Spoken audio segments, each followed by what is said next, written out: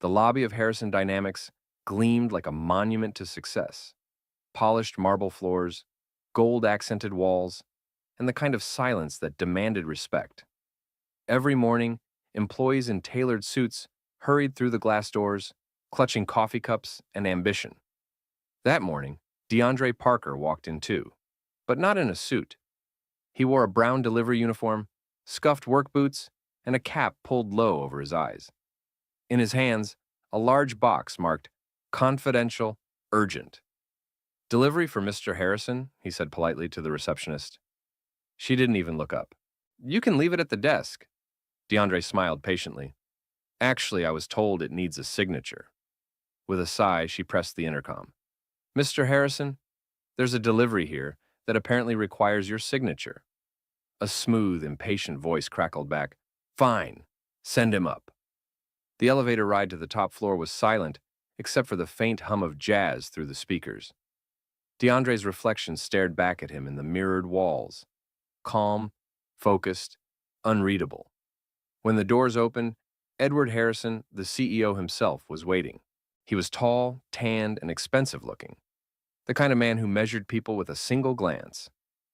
You're the delivery guy? He asked, smirking slightly.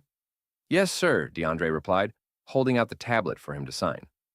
Harrison scribbled his name, barely glancing at the screen. You guys sure take your time. I could have driven it here faster myself. DeAndre kept his tone polite. Apologies for the delay.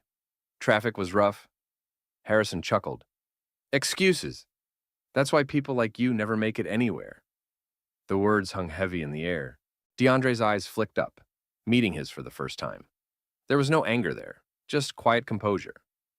Maybe, he said evenly, but I always make my deliveries. Harrison waved a hand dismissively. You can go now. Don't scuff the floors on your way out. As DeAndre turned to leave, his phone buzzed. He glanced at it briefly. A text from an unknown number. Meeting confirmed, 2 p.m. Harrison boardroom, investment proposal approved.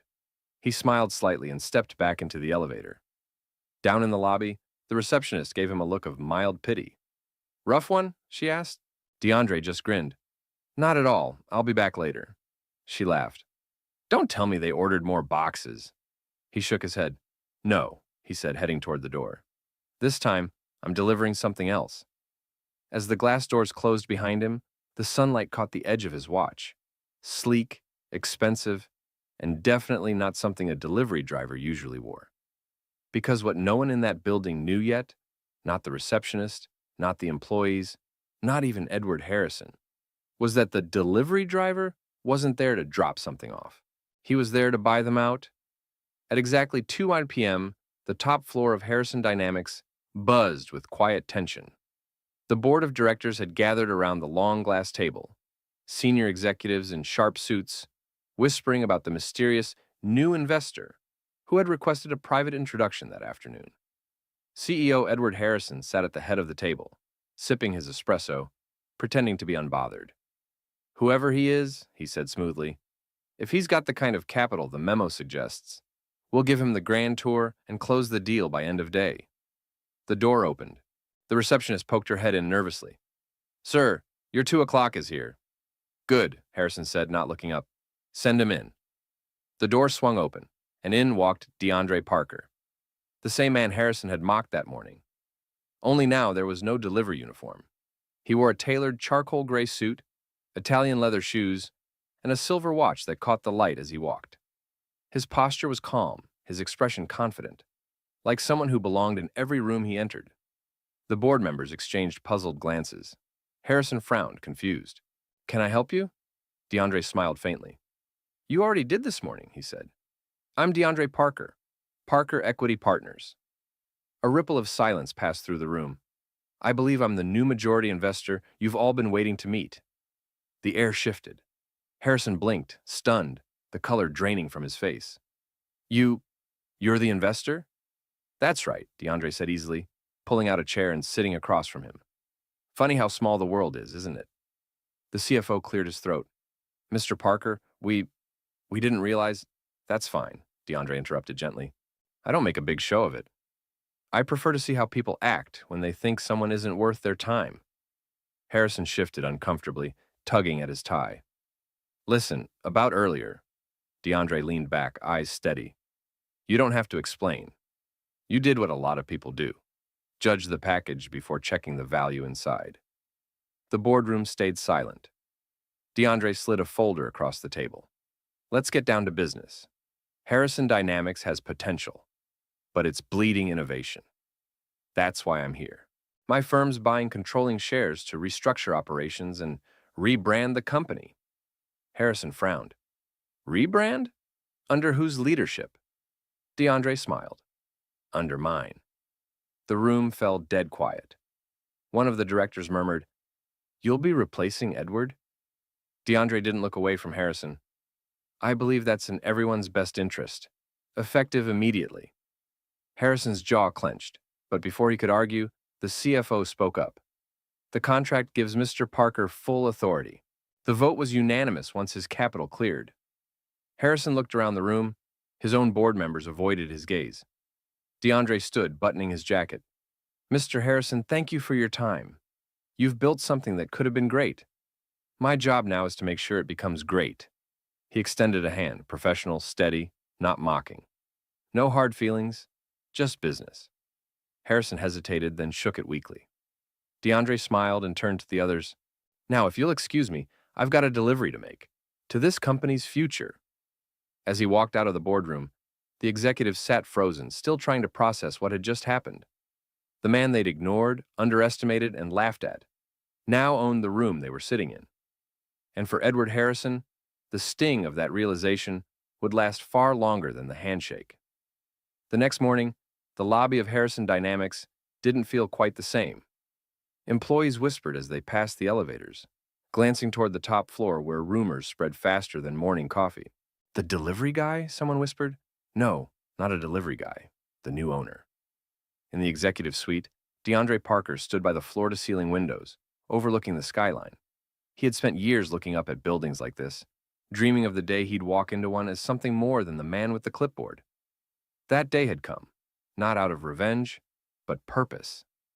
Edward Harrison entered quietly, shoulders stiff. You wanted to see me? DeAndre turned, gesturing toward a chair. Have a seat, Mr. Harrison. Edward sat, uncomfortable. I wanted to apologize again for yesterday. My words were out of line. DeAndre nodded slowly. I appreciate that. But I didn't ask you here for an apology. Edward looked confused. DeAndre leaned forward.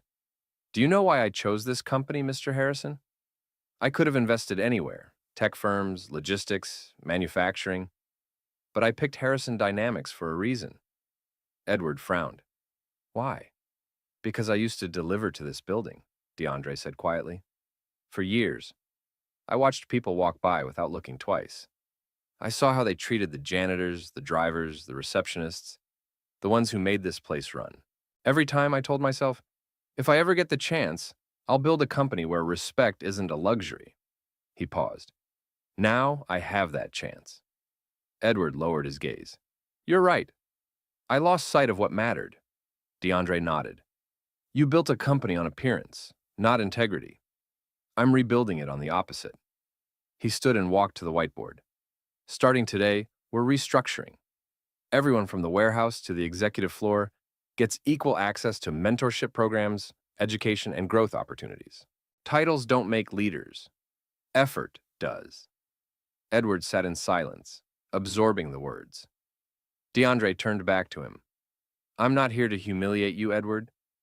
I'm here to remind you that success means nothing if you forget the people carrying the load. After a long pause, Edward said softly, I'd like to stay, if you'll let me, to help rebuild it right. DeAndre studied him for a moment, then nodded. Then, you start at the ground level, not as CEO, but as advisor. You'll learn what it means to serve before you lead again. Edward swallowed hard but nodded. Understood. Weeks passed, and the transformation was remarkable. The company adopted new policies, better pay, mentorship programs, scholarships for employees' families. Productivity soared. The building that once carried arrogance now pulsed with purpose. And on a Friday afternoon, as DeAndre walked through the lobby, the receptionist from that first day stopped him. "Mr. Parker," she said nervously, "I didn't realize who you were. I just wanted to say I was wrong too." DeAndre smiled warmly. "We all were once. What matters is what we do next." He stepped into the elevator, the same one where he had once ridden down in silence, invisible. This time, as the doors closed, every person in the lobby turned to watch, not with pity, not with mockery, but with respect. Because the man they once saw as a delivery driver was now the man delivering something far greater, a new vision of leadership built on humility, equality, and earned success. And Edward Harrison, standing by the glass doors, couldn't help but whisper to himself, "I didn't just lose a company. I gained a lesson I'll never forget." For DeAndre Parker, that was victory enough. 6 months later, Harrison Dynamics was almost unrecognizable. Gone were the rigid hierarchies, the hushed gossip, and the constant air of superiority that once filled the building. The walls that had echoed with condescension now carried a new sound: laughter, collaboration, pride. DeAndre Parker walked through the open floor plan, stopping every few desks to talk to employees. He knew their names now: the receptionist, the janitor, the interns. To him, they weren't background noise. They were the heartbeat of the company.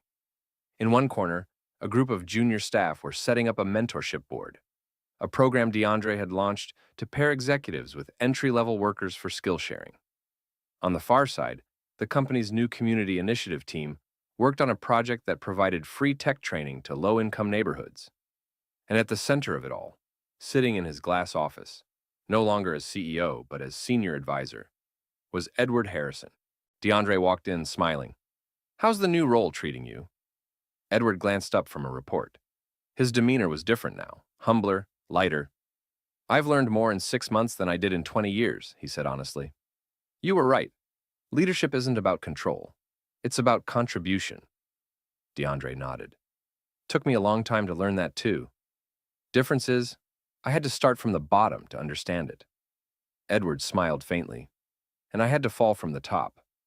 They both laughed softly, not as rivals, but as men who had finally seen each other clearly.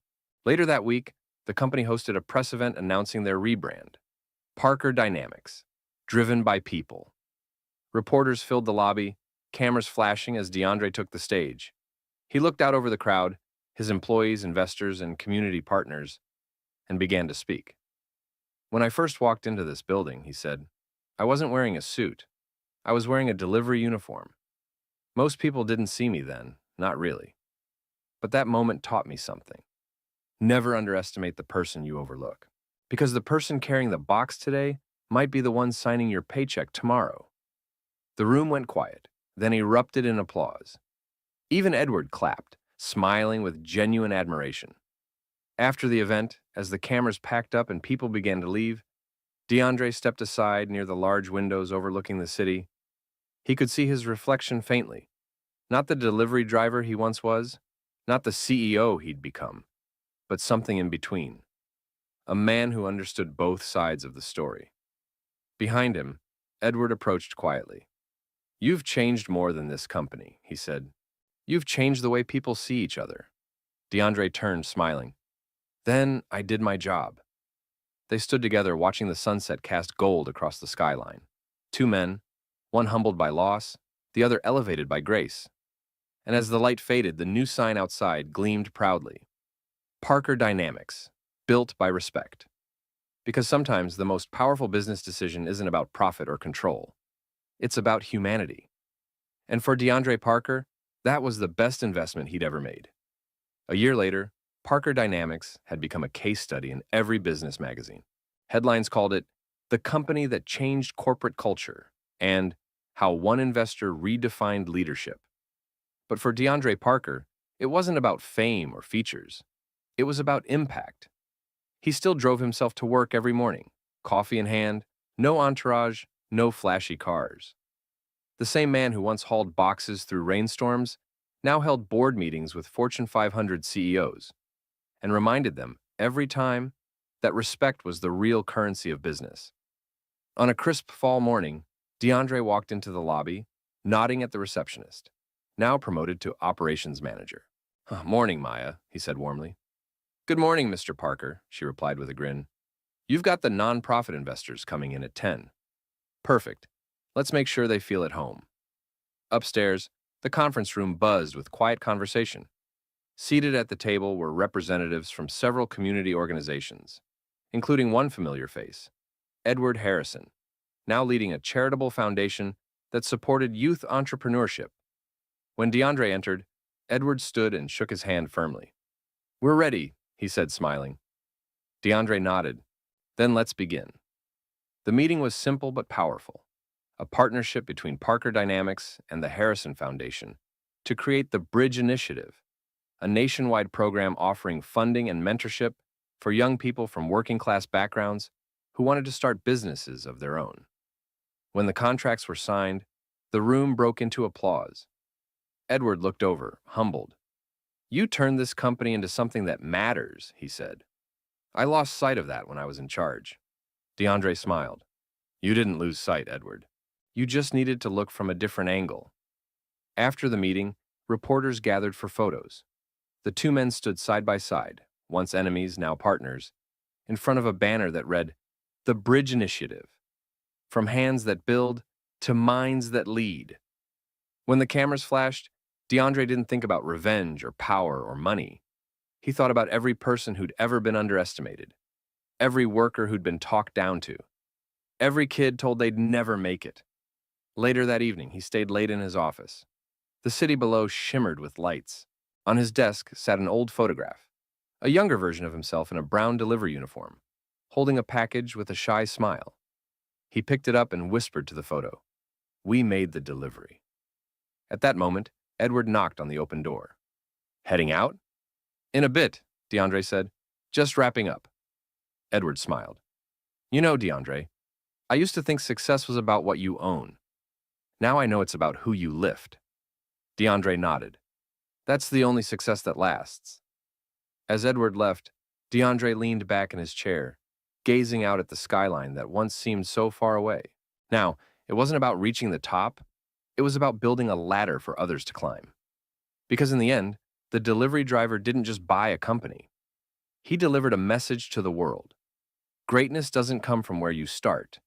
It comes from how you rise and who you take with you.